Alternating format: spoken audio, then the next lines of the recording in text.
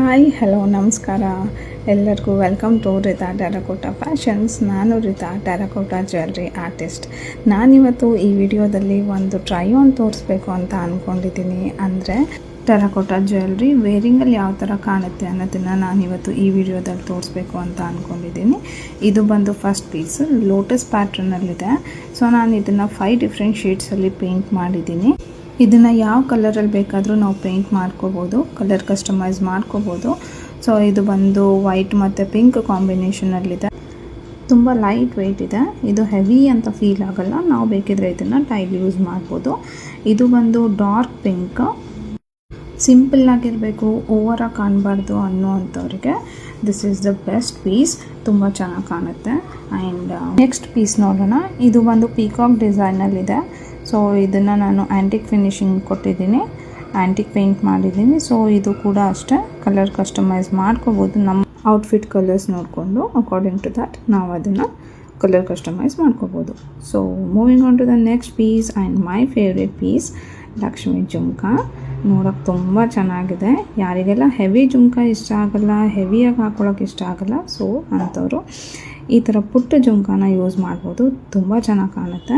And next piece is, ಇದು ಕೂಡ ಜುಮ್ಕಾ ಪ್ಯಾಟ್ರನಲ್ಲೇ ಇದೆ. ಇದಕ್ಕೆ ನಾನು ಪೇಸ್ಟಲ್ ಕಲರ್ಸಲ್ಲಿ ಪೇಂಟ್ ಮಾಡಿದ್ದೀನಿ. ಔಟ್ಕಮ್ ತುಂಬ ಚೆನ್ನಾಗಿ ಕಾಣುತ್ತೆ. ಆ್ಯಂಡ್ ನೆಕ್ಸ್ಟ್ ಬರೋ ಪೀಸಸನ್ನು ನೋಡ್ಕೊಂಡು ಬನ್ನಿ. ನಾನು ನಿಮಗೆ ಲಾಸ್ಟಲ್ಲಿ ಸಿಗ್ತೀನಿ.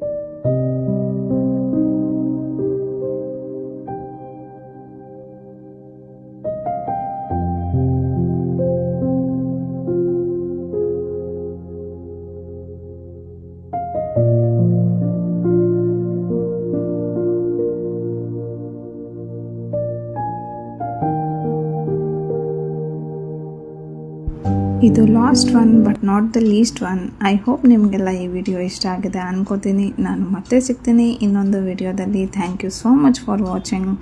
Take care. ಬಾಯ್ ಬಾಯ್.